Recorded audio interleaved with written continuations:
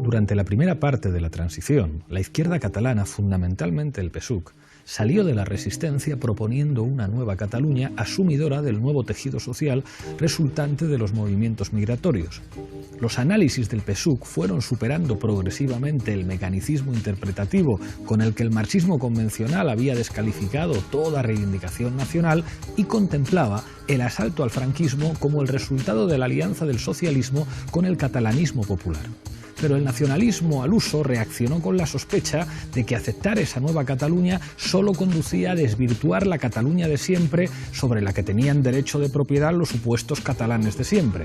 El puyolismo apareció como un neonacionalismo interclasista capaz de asumir el catalanismo popular y el posibilista de otros sectores y estamentos sociales, incluidos amplios sectores del franquismo sociológico catalán, reciclados, eso sí. Así analizaba Vázquez Montalbán la genealogía reciente del nacionalismo catalán. ¿Qué falta nos hacen hoy sus análisis? Bienvenidos a Fort Apache.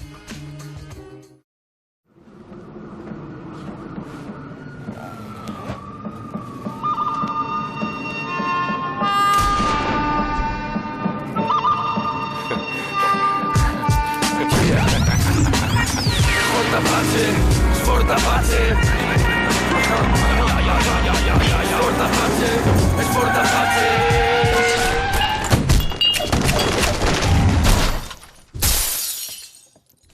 Esta noche en Fort Apache hablamos de Cataluña, para ello contamos con 6 invitados. A mi izquierda, Xavi Domènech, portavoz y coordinador de Cataluña en Común. Muchísimas gracias por estar aquí. Muchas gracias por invitarme, Pablo.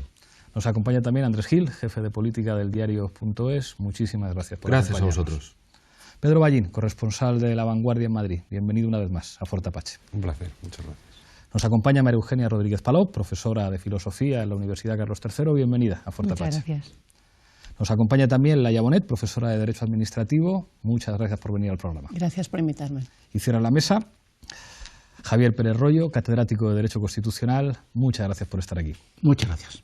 Enseguida empezamos a disparar nuestras flechas, pero antes, como siempre, en el punto de mira.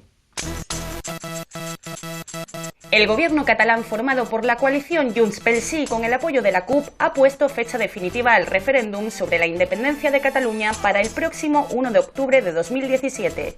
Así lo anunció el presidente Carles Puigdemont el pasado 9 de junio. Rápidamente, el gobierno español ha mostrado su oposición, alegando que la Constitución no permite votar sobre la independencia de ninguna región española. Esta noche, en Fort Apache, analizamos las posibilidades del referéndum del 1 de octubre en Cataluña.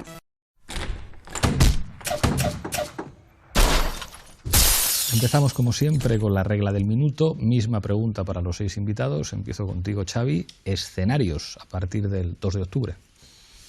Los escenarios son bastante imprevisibles. Lo que yo querría o lo que creo que tenemos que trabajar para conseguir es básicamente constatar después del 1 de octubre, por un lado, que efectivamente en Cataluña el Estado autonómico tal como lo conocemos está agotado y que hay una amplia mayoría en Cataluña que quiere poder decidir su futuro, que quiere que se le reconozca su soberanía, y a partir de ahí construir en clave constituyente el futuro de Cataluña, pero en clave constituyente tanto con los del sí como con los del no, como con los que no quieren ni participar en estos momentos de la propuesta de la Generalitat de Cataluña.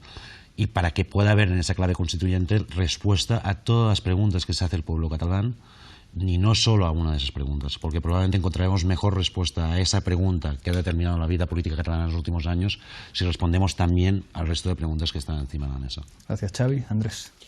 Bueno, llegará el 2 de octubre y estará todo como estaba en realidad. Quiero decir, seguirá pendiente un referéndum con garantías, seguirá existiendo una mayoría de la población en Cataluña que reclame el derecho a decidir, seguirá existiendo un gobierno catalán cuya principal misión está siendo gestionar el 1 de octubre y no gobernar los problemas de Cataluña. Seguirá existiendo un gobierno en Madrid, esperemos que cambie de actitud, pero en principio seguirá existiendo un gobierno en Madrid que no quiera afrontar uno de los principales problemas políticos que tiene el país, y seguirá existiendo la tensión. Entonces, yo creo que el escenario es complicado si no se articula una respuesta desde el Estado. Y al mismo tiempo, si en Cataluña no se articula alguna forma de tender un puente o de entablar un diálogo imprescindible para salir de la situación. Gracias, Andrés. Pedro. Yo creo que depende mucho de los sucesos inmediatamente anteriores al 1 de octubre y que en ese sentido muy pocos podemos saber exactamente cómo van a estar, digamos, repartidas las cartas el día 2 de octubre. Hay que vigilar a partir de la diada cómo van los humores sociales en Cataluña a partir del 11 de septiembre y luego verificar en qué medida si el comportamiento de la Moncloa y el Gobierno de la Generalitat hasta ahora ha sido un poco esto de los coches que hacían los jóvenes americanos, de enfrentarse con un coche que avanza hacia otro, esperando a ver quién se aparta. Ambos juran y perjuran que no se apartarán y la pregunta del millón es cuánto de sinceros son ambos en ese órdago, ¿no? Yo lo único que espero es que no haya, digamos, sucesos que haya que lamentar, ¿no? Y la película era Rebelde sin causa, ¿no? De James Dean, ¿verdad? María Eugenia, tu minuto. Bueno, yo creo que va a haber un escenario de apertura unas anticipadas, claramente en clave plebiscitarias. Ahí habrá una lucha por el relato, en realidad, entre yo creo que Esquerra Republicana y los comunes, aquí un representante. Yo creo que Esquerra Republicana espera salir victoriosa de esa lucha por el relato, donde lo que quiere principalmente es liderar el soberanismo de izquierdas. Y los comunes pues tienen ahí una labor interesante que hacer, porque yo creo que los comunes representan la sutura precisamente entre el 15M y el 11S. Y bueno, yo creo que lo que principalmente está sucediendo ahora en clave política es un poco esto, ¿no? Anticiparse, digamos, de alguna manera a ese momento. Gracias, María Eugenia. Laia. Pues yo creo que el 2 de octubre habrá que seguir trabajando para resolver un problema para el que no se han puesto las bases. Y yo siempre he pensado que la primera base es la actitud y creo que falta ese primer ingrediente. Por lo tanto, seguir trabajando para resolver un problema que incluso se ha negado por parte de uno de los dos que tienen que estar trabajando para resolverlo, y evidentemente es muy difícil resolver lo que se niega, que existe, que es el problema de encaje de Cataluña en España, y hay probablemente habrá seguramente una segunda obligación, que es recuperar el terreno perdido, porque efectivamente depende de lo que pase hasta el 1 de octubre, se habrá perdido terreno en términos de posición desde la que poder proponer medidas para recuperar las intenciones que se pretendían en su momento con el Estatuto del 2006 y que se vieron truncadas, entre otras, por la sentencia del 2010. Gracias, Laia. Javier. Bueno, dos ideas. Una primera, estamos ante un problema materialmente constituyente para el que no tenemos una respuesta política jurídicamente ordenada. Para eso es para lo que sirve la reforma de la Constitución, pero en este caso no es operativa, no puede ser. Por lo tanto, estamos ante un problema que es materialmente constituyente y que hay que inventarse una respuesta política a la que después habrá que darle forma jurídica. Eso es lo primero. Y en segundo lugar, el escenario. Yo creo que antes del 11 de septiembre, y no como consecuencia del 11, sino antes. Yo creo antes, el primer día de septiembre, se tendrá que aprobar la ley de referéndum y el decreto de convocatoria del referéndum. Y ese es el momento decisivo. El momento decisivo va a ser el momento en el que el Gobierno de la Generalitat apruebe, en el Parlamento de Cataluña se apruebe, se firme la ley y el mismo día de la firma, decreto de convocatoria. ¿Cómo se va a reaccionar desde el Gobierno de la Nación, a través del Tribunal Constitucional, a través del 155, cualquiera de las fórmulas que tenga? ¿Cómo se va a reaccionar? Y ahí es donde vamos a empezar. Ahí empieza donde las papas queman, como decía Di Stéfano, ahí entramos ya en el área y ahí es donde las papas queman. Uno de los trucos de la pregunta del minuto, que era llevar a qué va a pasar el día 2, y ya muchos señalabais, bueno, depende de lo que pase el día 1, y lo que pase el día 1 va a depender de lo que ocurra el 11 de septiembre. Ahí ahora os quiero preguntar por los escenarios previos. Hay muchas cosas que ya apuntabais, incluso en el relato que viene después. Yo creo que los actores también se están posicionando, todos nos estamos posicionando para ver cómo gestionamos el relato de después, pero hay un elemento que no ha aparecido, que a mí me parece muy interesante, que es el PDeCAT. Porque parece cada vez más obvio que una cosa es lo que representa Artur Mas y Puigdemont y otra cosa es lo que está planteando clarísimamente la dirección del PDeCAT, que está deseando bajarse del coche, o sea, que están deseando abrir la puerta del coche y bajarse. Ya hemos visto una crisis de gobierno que parece que tiene que ver con que hay sectores del PDeCAT que quieren bajarse del coche. No sé, ¿cómo pueden evolucionar los acontecimientos a partir de ahora hasta el 11 de septiembre y después hasta el 1 de octubre? Yo sobre la crisis de gobierno, la crisis de gobierno tiene dos claves para mí. Unas, efectivamente, esa gente que quiere bajarse, o sea, que no quiere continuar en el enfrentamiento porque tiene temor o... Bueno, no lo han expresado públicamente así, pero es de sospechar que es así. Es decir, que no quieren verse inhabilitados o afectado su patrimonio. Otra es la clave Junqueras, que es la clave de la tensión latente, no pública, pero evidente, de quién firma los papeles. Y en esa crisis previa del gobierno lo que hay es una discusión sobre qué papel va a jugar Junqueras, o como conseller especial del referéndum, que tiene que firmar, y Junqueras lo que propone es que no firme solo él, sino que firme todo el gobierno conjuntamente. Y aquí creo que la respuesta es, efectivamente, vamos a reordenar el gobierno, por tanto, todos los que están en este gobierno están dispuestos a firmar, por tanto, Junqueras tiene que asumir esa responsabilidad.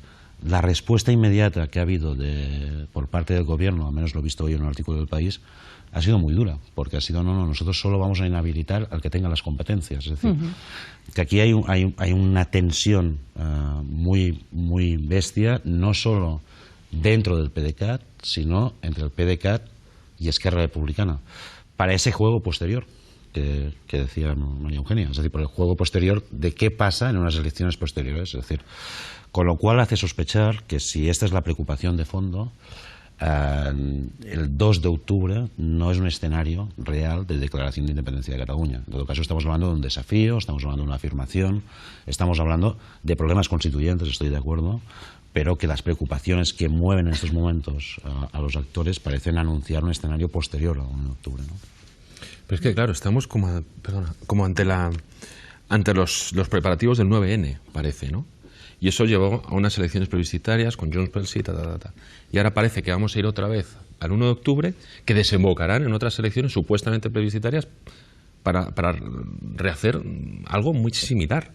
Entonces yo creo que hay una irresponsabilidad bastante grande de la mayoría, de muchos de los actores institucionales que están tanto en la Generalitat como en Moncloa. O sea, esto es un problema de primer orden. Es un problema evidentemente constituyente. Es un problema que afecta a la convivencia entre la gente que comparte este Estado. Y parece que nadie es consciente de eso. Entonces, a mí me deja perplejo, la verdad, que la reacción tan pasiva de todos ante lo que ocurre. María Eugenia.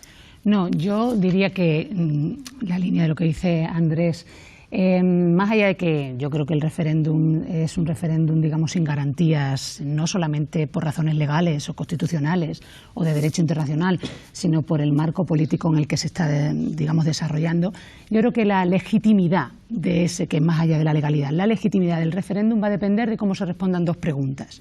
Una es si la independencia garantiza, de hecho, un mejor nivel de vida para la gente y, por lo tanto, es necesario, digamos, transitar a la independencia para poder garantizar mejor unos derechos sociales que el PP, ¿no? Pues que el PP ha recortado.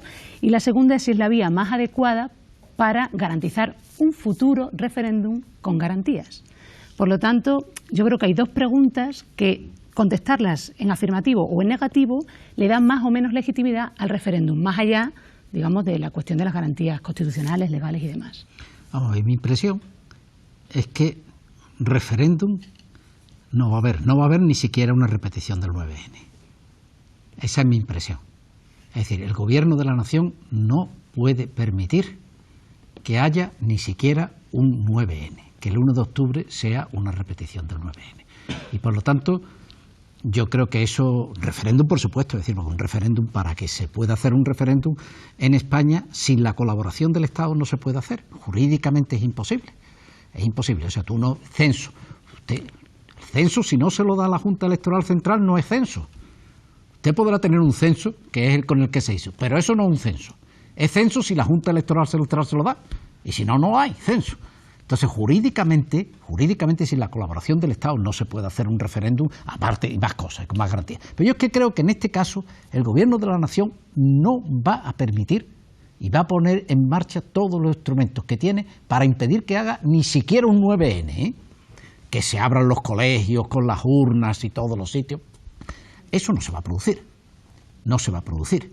Entonces yo creo que ahí nos vamos a encontrar con un enfrentamiento en el que claro, aparecerá quién firma el decreto.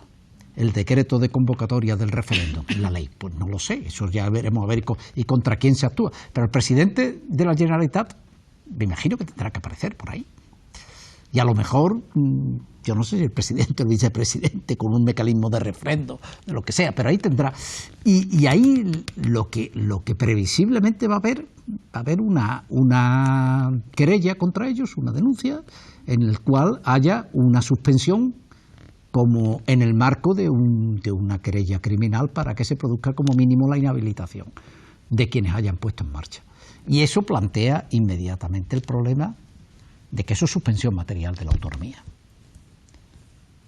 Claro, si tú suspendes al presidente de la comunidad autónoma, claro, te has quedado sin presidente y la dejas en suspenso. Tú lo dejas en suspenso y en el marco de una querella, claro, tú no lo puedes suspender sin más. Puedes suspender porque es que, mire usted, que ha presentado una denuncia ante el Tribunal Superior de Justicia de la Comunidad Autónoma solicitando como mínimo la inhabilitación, si no más cosas. Porque en este caso ya puede que la querella no sea simplemente por inhabilitación, como se hizo en el pasado, sino que se haga completa, como fue la que presentó Torres Dulce inicialmente, donde hay malversación de fondos, otra serie de elementos. Entonces, yo creo que esto es a lo que vamos a asistir. O sea, yo no contemplo la posibilidad de que el 1 de octubre ocurra como el 9 de noviembre del 2015, en el que se abrieron 2014, en el que se abrieron los colegios y la gente participó en un ambiente festivo, además alegre. No. Aquí va a haber cierre, no se va a permitir que se entre ni un colegio, o por lo menos los que se abran muy poquito, los ayuntamientos más beligerantes, pero los centros escolares y los sitios estos, yo creo que no van a permitirlo. No sé qué nivel de violencia, de fuerza será el que pondrán en marcha, pero el que haga falta van a poner en marcha. Y por lo tanto no va a haber por lo tanto ninguna alegría ni ninguna cosa de esta, sino que va a ser una tensión muy considerable la que vamos a vivir.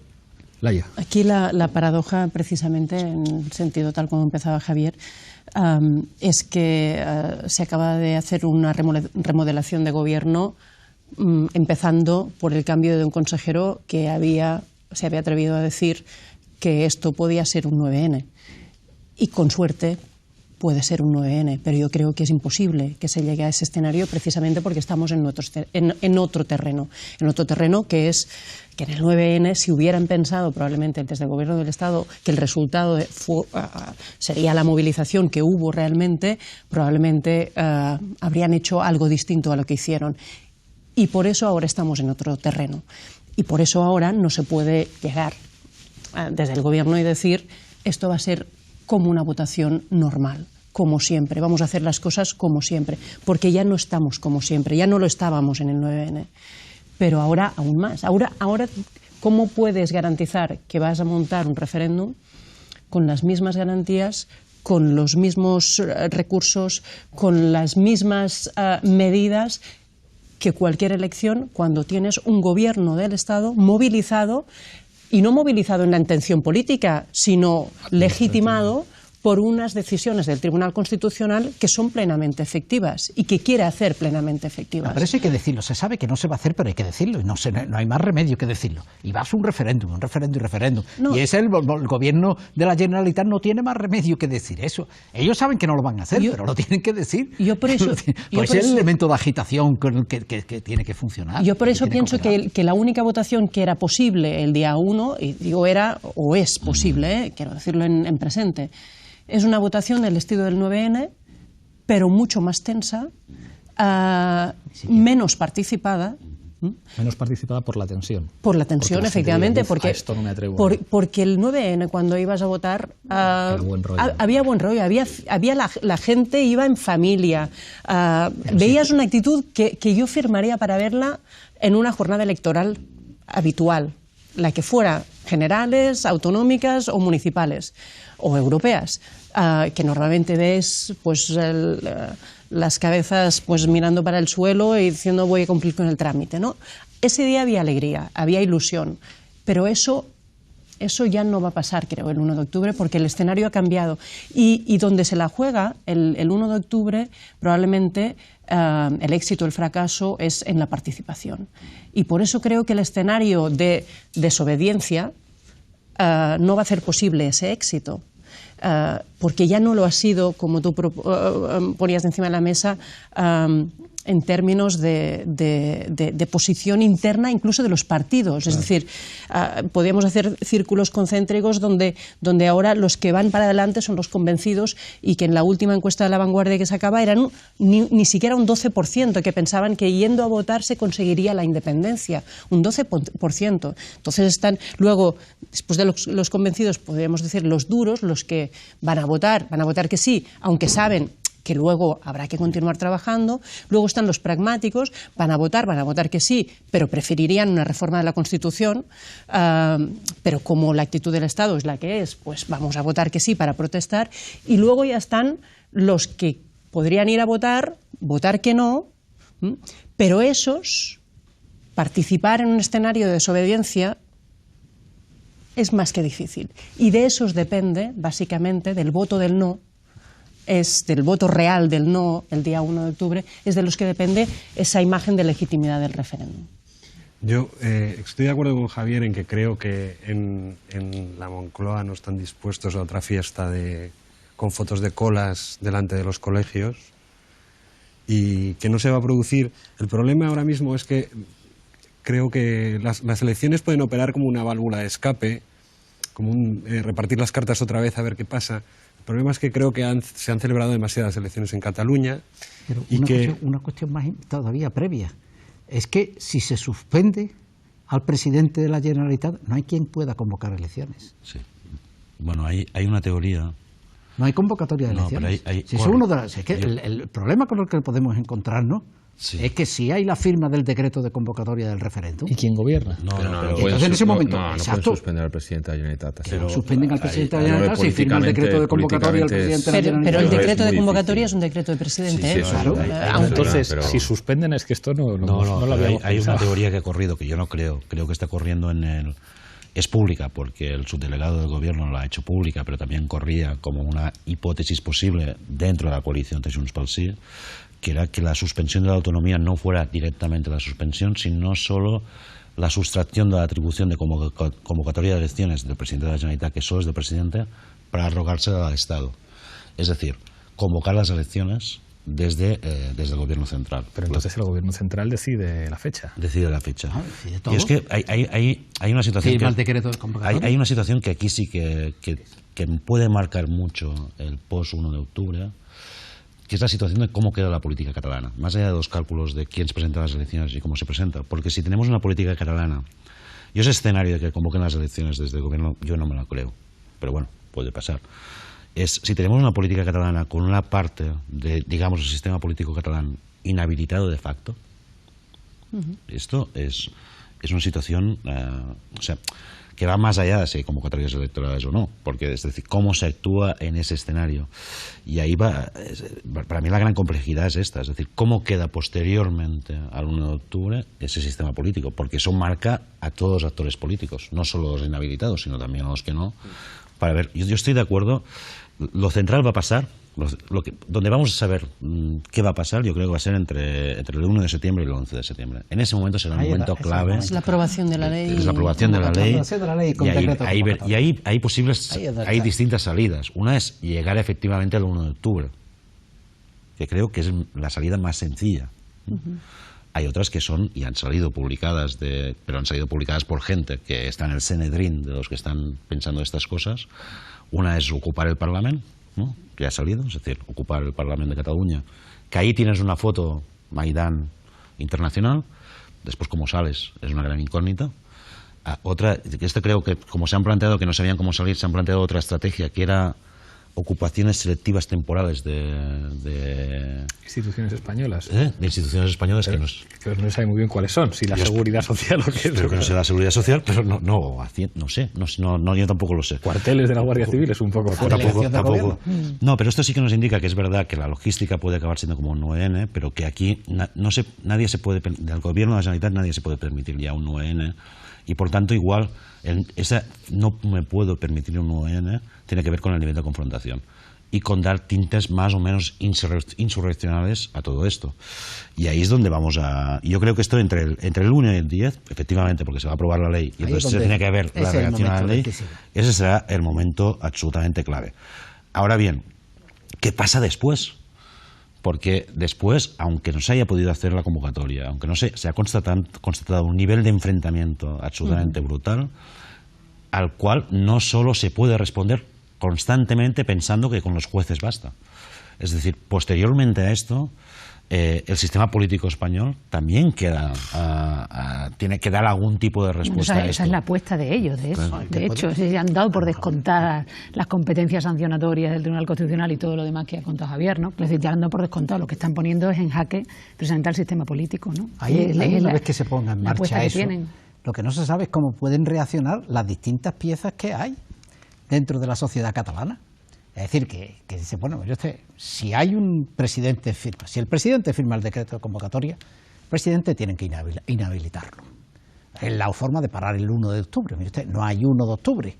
Es que quien ha convocado esto ha quedado inhabilitado y está sometido a un proceso, pero el Tribunal Superior de Justicia de Cataluña está suspendido en el marco de un proceso para su inhabilitación. Y por lo tanto este señor no es presidente. Ya no hay presidente. ¿Qué ocurre con los demás miembros del gobierno? ¿No hay presidente o lo sustituye a alguien? No, ellos lo quitan. Lo único que puedo hacer de momento es la suspensión.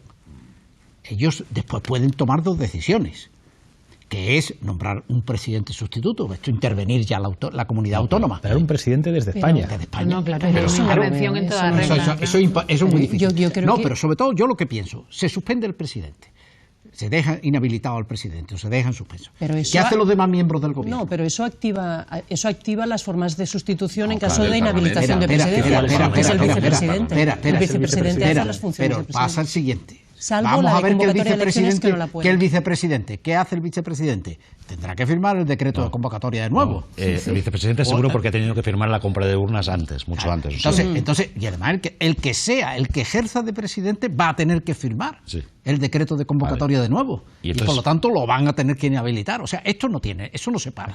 Tal como está el gobierno ya, una vez que el gobierno es la consecuencia lógica, o sea, la heterogeneidad del bloque independentista con Convergencia, Esquerra y la CUP hacía inmanejable el proceso. Esa era una heterogeneidad y había en algún momento que formar un bloque. Cuando llegaba el momento en el que la batalla decisiva, ahí no se podía ir con tanta heterogeneidad y tantas... Entonces, eso es lo que ha supuesto esta crisis de gobierno. Aquí todos los que estamos ya a piñón. Lo que pasa, Javier, que yo no sé... Y entonces, ahora viene el tema de decir, que por eso es por lo que yo creo que es decisivo. El momento en el que haya la firma del decreto de convocatoria. Con la ley tenemos el decreto de convocatoria. La ley se recurre ante el Tribunal Constitucional y se queda en suspenso. El decreto de convocatoria se recurre también y se deja en suspenso. Pero además, en este caso, iniciamos una querella penal ante el Tribunal Superior de Justicia, lo suspendemos e inhabilita. Entonces, el que suceda al presidente, el vicepresidente que ocuparía el lugar, tiene que firmar el decreto. No puede decir, bueno, yo ya me quedo aquí y ahora gestiono. Y el que sea, todos los miembros del gobierno tienen que firmar el decreto. De manera conjunta, solidaria o sucesiva. Pero nadie de los que está ahí puede no firmar el decreto. Al principio lo hacen conjunto y solidaria. Tenemos que pasar un segundo a Zapin Apache y después volvemos con Pedro, que no había acabado su intervención, y con María Eugenia. Adelante, vídeo. En 1995, el político canadiense Lucien Bouchard encabezó un movimiento a favor de la independencia de Quebec respecto de Canadá. Encontró la oposición del gobierno federal de Canadá, dirigido por el primer ministro Jean Chrétien. En octubre de ese año, los votantes de Quebec rechazaron la independencia. Puerto Rico realizó por quinta vez un plebiscito no vinculante. Hubo 3 opciones: convertirse en el Estado 51 de Estados Unidos, declarar la independencia o mantener el statu quo. Los resultados del referéndum del 11 de mayo en las regiones ucranianas de Donetsk y Lugansk ya son conocidos. Los ciudadanos han votado por la independencia de sus regiones del resto de los territorios ucranianos. Un 55% de escoceses dijo no a la independencia en 2014, aunque también dijeron no al Brexit el pasado junio, con un porcentaje del 62%. El Parlamento escocés vota hoy para autorizar a la ministra principal a pedir a Londres un segundo referéndum de independencia por la oposición de Escocia al Brexit. Puigdemont Puigdemont ha asegurado en reiteradas ocasiones que llevará a cabo el referéndum de independencia en este año con o sin el aval de Madrid y que bastaría con el 50% de los votos más uno a favor para declarar la independencia de forma unilateral. Es liquidar la ley, es pretender liquidar un Estado nacional con un texto que se pretende aprobar en un Parlamento autonómico, es liquidar algo que lleva como mínimo más de 500 años de existencia, que es la unidad nacional. Un 48,5% de los catalanes están en contra y un 44,3% a favor, según el último sondeo gubernamental. Pero una amplia mayoría de los catalanes, más del 70%, quiere resolver la cuestión mediante un referéndum.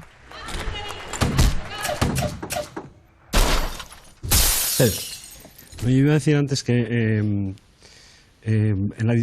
trascendiendo un poco la discusión jurídica sobre cómo se van a orquestar las distintas partes del proceso, en la que al final lo que se va a dirimir es un poco qué grado de intensidad en la coerción o en la insurrección que decía Domènech tengan las partes. Finalizado ese proceso estamos un poco donde estábamos, porque en esas encuestas que mencionabas también se veía claramente esto que hablaba ahora en el vídeo, el apoyo que tiene hoy la petición de votar. Incluso creo que en esa encuesta decía que el 52%... ¿El 70%? No, pero que el 52% estaban dispuestos a votar aunque fuera unilateral. El 38% yo creo que era. No votar la independencia, participar. Aunque fuera unilateral, yo creo que era el 38%, que no llegaba al 50%. Bueno, en todo caso, creo. Esto no se va a resolver al día siguiente con medidas políticas. Creo que hay varias cosas que estamos viendo que nos sirven. Tirarle la Constitución a la Generalitat no sirve. Invocar el derecho internacional o el derecho de autodeterminación en las distintas interpretaciones tampoco sirve. Convocar elecciones no va a solucionar mucho porque ya se han convocado muchas elecciones y además en este momento existe una variable que desincentiva el renunciar en un momento dado a firmar el decreto y convocar unas elecciones plebiscitarias, que es una parte del gobierno tiene unos sondeos muy preocupantes que les desincentivan a abrir las urnas. Y luego, por otra parte, la percepción de que a mí me preocupa y que tengo a veces desde Madrid, de que alguien piensa que una catástrofe del Govern puede solucionar esto. Que se frotaban las manos con la crisis de gobierno. Claro. Todo esto son, creo, enfoques que no nos están llevando a lo que de verdad es importante, que existe un problema político que hay que sentarse a solucionar y hay que sentarse a solucionarlo en serio y desde la raíz y que viene reflejándose en los sondeos desde hace tiempo, que ese problema no es necesariamente independencia sí o independencia no, es una cosa más compleja que tiene que ver con el encaje de Cataluña en España, y no veo a los actores implicados comprometidos con la necesidad de abrir ese proceso. Y que todo esto que pasa por el medio, las inhabilitaciones, los desafíos, etcétera, creo que no conducen a acercarnos más a ese escenario. Es que la dificultad es que el problema está resuelto. Jurídicamente está resuelto. Hay una Constitución y hay un Estatuto de Autonomía que están en vigor. Entonces, jurídicamente el problema no existe, que es lo que dice el Gobierno de la Nación. Aquí no existe el problema. Aquí no existe el problema. Y la Constitución no permite que el problema se plantee en los términos en que ustedes lo están queriendo plantear. Por lo tanto, eso tampoco lo podemos tomar en consideración. Entonces, ese es el... Y tenemos una Constitución y un Estatuto que están en vigor. Sí, pero que están en vigor y que, sin embargo, son una Constitución y un Estatuto que en Cataluña no son aceptados muy mayoritariamente por la sociedad catalana. Y, por lo tanto, es una norma estéril. La Constitución y el Estatuto son normas estériles ahora mismo en Cataluña. Porque eso es lo que diferencia a la Constitución de la ley y al Estatuto, que es una norma materialmente constitucional de la ley. La ley no necesita, es conveniente que tenga la adhesión ciudadana, sí, pero no es completamente imprescindible. La Constitución y el Estatuto exigen la adhesión ciudadana y sin adhesión ciudadana son normas estériles. Eso es lo que ocurre en Cataluña. O sea, la sentencia del Tribunal Constitucional, yo lo he escrito en una ocasión, fue una bomba de neutrones. Deja las paredes del edificio intactas, pero acaba con la vida que hay en el interior. Entonces, están en la Constitución. Pero claro, el tema es que ahora mismo solamente, y esto es lo que te va a decir el Gobierno de la Nación y te lo va a decir el Tribunal Constitucional, tienen ustedes que poner en marcha el procedimiento de reforma del Estatuto de Autonomía y el procedimiento de reforma de la Constitución. Y María eso ahora Eugenia. mismo en Cataluña no hay quien lo ponga en marcha, porque dice, a ver, otra vez. ¿Me No, van a venir yo- usted con yo- esta milonga? Iba a rescatar un poco la intervención anterior de Javier en relación a las posibles reacciones por parte del PP y la situación de tensión que se pueden dar. Yo me pregunto hasta dónde puede llegar el PP, quién le va a acompañar en eso y hasta qué punto no se va a encontrar en una situación de soledad clarísima y puede ser incluso autodestructiva. Yo creo que lo que está haciendo en cierto modo el Gobierno es una cosa así como morir matando de alguna manera, ¿no? Y poniendo a todos en una situación límite. Lo que ocurre es que el PP esto ya lo ha previsto y precisamente por eso hizo la reforma de la Ley Orgánica del Tribunal Constitucional, para darle al Constitucional estas competencias sancionadoras que además son completamente indeterminadas y que son inéditas, digamos, no existen, digamos, en ningún país conocido, excepto en Austria, creo, para cuestiones de sedición o algo así. Es decir, que lo que yo creo que es importante y sería muy importante hacer en el Parlamento es precisamente suspender esa reforma de la Ley Orgánica del Tribunal Constitucional, porque es precisamente la salida airosa que tiene el PP para externalizar el conflicto que de alguna forma le puede destruir. Esto es lo que pienso que sería interesante hacer en el Parlamento. Xavi. No, a ver, para poner algunos elementos de análisis ante un escenario que parece absolutamente sombrío y no muy halagueño para el futuro. Primero, es cierto que el PP no quiere y no puede permitirse ellos mismos que haya urnas, pero este es un PP, y yo voy a repetirlo aunque parezca que no es así, que es un gobierno del Partido Popular débil en relación a lo que fue. Claro. Es decir, hay una parte de la táctica que sigue el Partido Popular en estos momentos en relación al desafío catalán, que es una parte que esto lo está pilotando Soraya, y Soraya, la vicepresidenta, y que tiene que ver con esto de inhabilitaciones, ataco al patrimonio, pero no voy más allá, es decir, no va a entrar el Guardia Civil por la diagonal, no voy a suspender en principio la autonomía, que puede ser inteligencia o también puede ser debilidad. Es decir, aquí hay partidos que también tienen alguna clave de hasta dónde pueden soportar esto. Hay uno como mínimo que tendría que empezar, más allá de grandes expresiones de solidaridad independentista, tendría que decir algo más, que es el PNV, ¿no? Porque claro, el PNV es quien ha apoyado al Partido Popular. Por tanto, y esto ya no es esa España irreformable, son los compañeros de Euskadi, que en estos momentos, por tanto, ahí también creo que hay límites en el tema del Partido Popular. Yo creo que sí, que después del 1 de octubre vamos a ver si hay 1 de octubre, cómo es el 1 de octubre, qué pasa antes del 1 de octubre y las consecuencias del 1 de octubre, pero yo creo que sí que hay cambios. Es decir, por un lado, yo creo que aunque sea solo un movimiento discursivo y se tendrá que llenar de contenido, como vimos el otro día, ese movimiento discursivo, ver al PSOE defender la plurinacionalidad es algo... es una anécdota, solo una anécdota.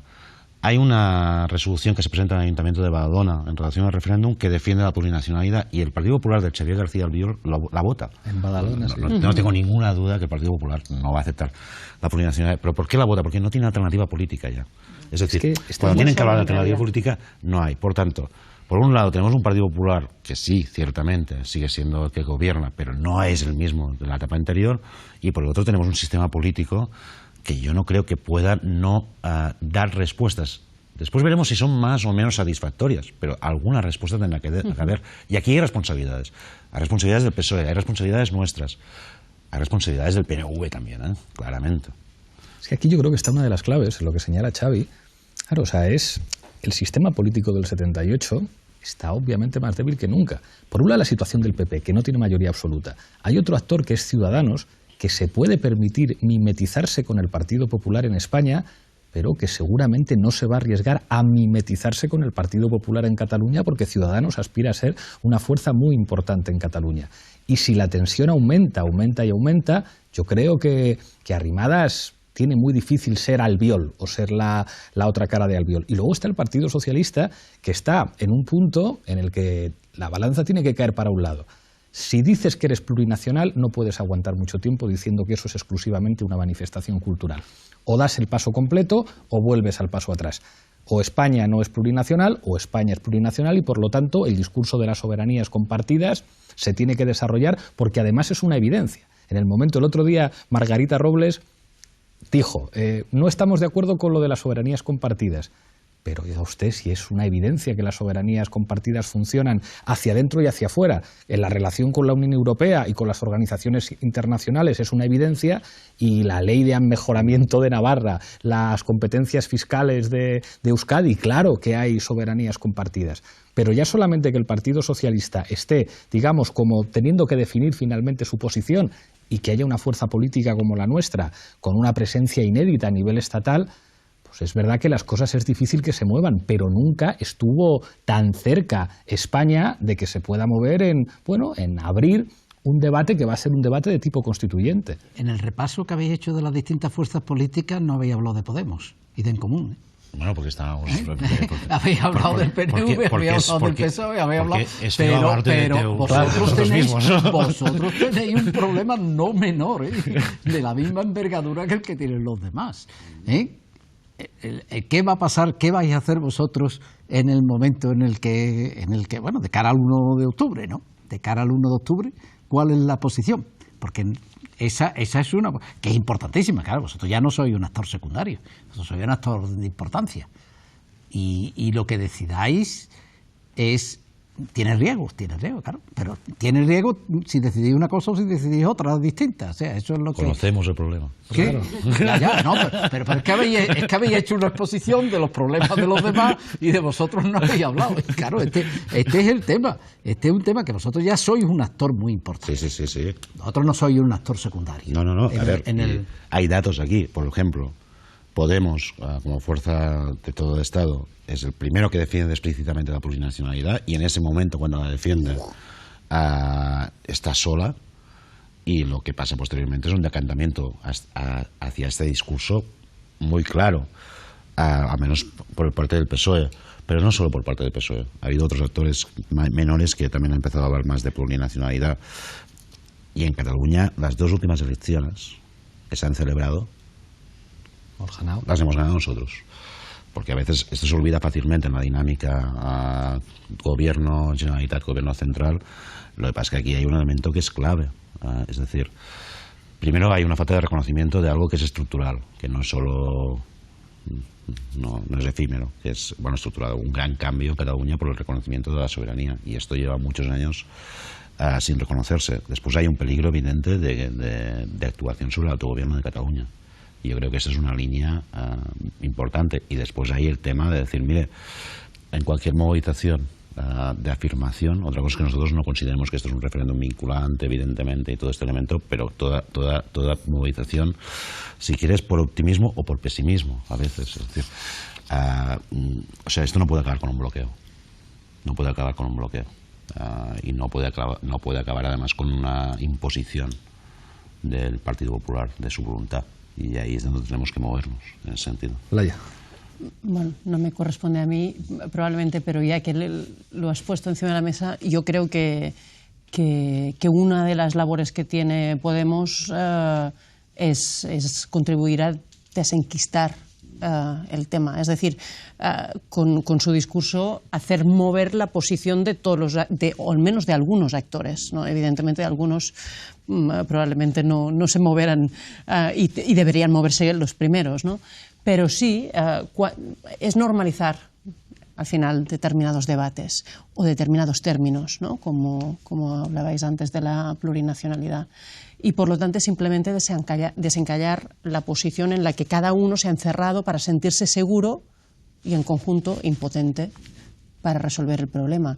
Y con esos pequeños movimientos las piezas se sienten algo más libres, a veces a regañadientes, a veces sin querer sentirse tan libres o más libres, pero se puede empezar a hablar. Y aquí yo no quiero dejar de poner un tema encima de la mesa. Yo creo que uno de los principales agravantes del conflicto ha sido el tiempo, el rol que ha jugado el tiempo en la estrategia definida por el bloque independentista. Yo creo que es probablemente una de las mayores fuentes de debilidad del proyecto independentista, el tiempo que ha inyectado a su estrategia, pensando que el tiempo les ayudaría en el contexto de crisis para piñar a la gente, pero el tenemos prisa yo creo que es una de las principales debilidades del proceso y ahora se está viendo, porque al final esa aceleración lo que está activando realmente yo creo que es Pero es que el brazos cruzados del PP diciendo, bueno, estos corren, pues ya se estrellarán solos, solo hay que esperar al 1 de octubre. Estamos llegando al final, volvemos a la regla del minuto, un minuto de conclusiones para cada uno. Empiezo por ti, Andrés, tu minuto. Bueno, yo con la línea que dice Laia, yo creo que frente a las posiciones de la Generalitat del ahora o nunca, del referéndum, de la independencia, etcétera, hay que contraponer una alternativa de Estado plurinacional, una alternativa que no sea solo la negación del Partido Popular. Efectivamente, ahora no está en la mayoría absoluta que tenía antes. Efectivamente, nosotros lo han dicho también dirigentes destacados del Partido Popular, la pasividad ante el 9N les ha generado muchas contradicciones internas en diferentes territorios y no quieren que vuelva a pasar. De ahí también la reforma para atacar de forma legal express todos los movimientos. Pero en todo caso, yo creo que quedará pendiente, pase lo que pase, el 11S, pase lo que pase con inhabilitaciones o no, queda subyacente y pendiente un gran problema de encaje de Cataluña con el Estado. Gracias, Andrés. Xavi, tu minuto. Yo voy a referirme al tiempo que comentaba Laia. ¿Por qué la prisa? Porque la prisa o marcar horizontes de tiempo cortos es lo único que justifica que ese proyecto sea a la vez una construcción del poder. Es decir, que solo exista una pregunta porque hay mucha prisa y que todas las otras preguntas se subordinan. Que esta es la otra clave. Es decir, esto se tendrá que resolver, Cataluña tendrá que construirse como nación soberana, tendrá que decidir, pero lo tendrá que hacer con mayorías nuevas. Yo creo que sí que va a cambiar a Cataluña. No es cierto que después del 1 de octubre no cambie nada, porque llevamos demasiado tiempo que un espacio que electoralmente está en clara decadencia, el PDeCAT y Convergencia, sigue gobernando. Sigue gobernando a pesar de que pierde elecciones, cuando se presenta quedaron cuartos o quintos en las últimas, y por tanto ahí sí que va a haber un cambio. Yo no todo va a seguir igual, porque tampoco la sociedad catalana puede seguir eternamente igual. Gracias, Xavi. María Eugenia. Bueno, yo empezaría diciendo que el derecho a decidir es un derecho, digo porque igual no acaba de quedar claro, yo creo que es completamente legítimo, que es un derecho que tiene el pueblo de Cataluña sin ninguna duda, un pueblo al que se le ha impuesto unilateralmente un estatuto, un pueblo al que se ha perseguido explícita y expresamente con reformas de leyes orgánicas como la reforma, digamos, de la ley orgánica del Tribunal Constitucional, al que el Tribunal Constitucional ha hostigado de manera precisa en el 2010, en el 2014, y por lo tanto a mí no me cabe ninguna duda de eso. Tengo claro que es un referéndum lamentablemente no vinculante, porque no tiene las garantías que debería tener desde el punto de vista constitucional y desde el punto de vista del derecho internacional, pero también tengo claro que eso sucede por culpa principalmente del Partido Popular. Y en tercer lugar diría que hay que llamar a la movilización, que la movilización que se está dando ahora en Cataluña es una movilización muy importante que puede poner, digamos, en jaque a un sistema político que ya está, digamos, tocado de muerte y que tiene que morir definitivamente. Gracias, María Eugenia. Pedro. Yo me voy a quedar con la expresión de Javier de la esterilidad de la Constitución en estos momentos en Cataluña, porque me parece que refleja muy bien el desafío ante el que estamos, que yo quiero trascender el 1 de octubre, sobre todo porque el 1 de octubre me preocupa, lo digo en serio. En los últimos meses es verdad que todo parece indicar que va a ser un proceso de tensión creciente en el que quizás se quemen muchos puentes que luego vayan a ser necesarios. Y que expresaría casi el deseo de que nuestros responsables políticos asuman el fondo de la cuestión, que es abrir los mecanismos necesarios para cerrar una herida que según uno se abrió con el proceso de inconstitucionalidad del Estatut, que me parece menos relevante cuándo se abrió o no esa herida, pero me parece que es una constante que vemos en los sondeos, en las votaciones, continuamente, que ahora mismo hay una pulsión en Cataluña que tiene que ver con que la Constitución y el Estatut no lo representan o no se sienten legítimos. Gracias, Pedro. Javier. Bueno, yo creo que nos encontramos con que la sentencia del Tribunal Constitucional de la reforma del Estatuto de Autonomía formalmente es una sentencia, materialmente es un golpe de Estado.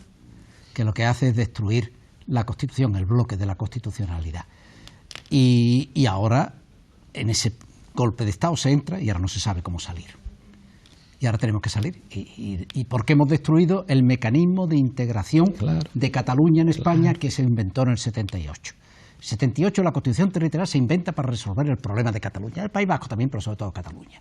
El pacto entre los dos parlamentos y el referéndum de los ciudadanos de ese pacto. Esa es la Constitución territorial. La Constitución territorial no son los artículos del título Estado ni los artículos del título. Es el pacto entre los dos parlamentos y el referéndum. ¿Qué hace la sentencia? Desautorizar el pacto y quitarle la última palabra en referéndum a los ciudadanos. Te has cargado la Constitución territorial y ahora, ¿cómo se sale de ahí? Estamos con un golpe de Estado. Con un golpe de Estado en el que se ha entrado, pero no sabemos cómo salir. Gracias, Javier. Laia.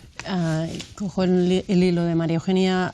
Evidentemente el derecho a decidir es legítimo, pero también es cierto que el cómo es más importante de lo que nos habían dicho los promotores del proyecto independentista que era.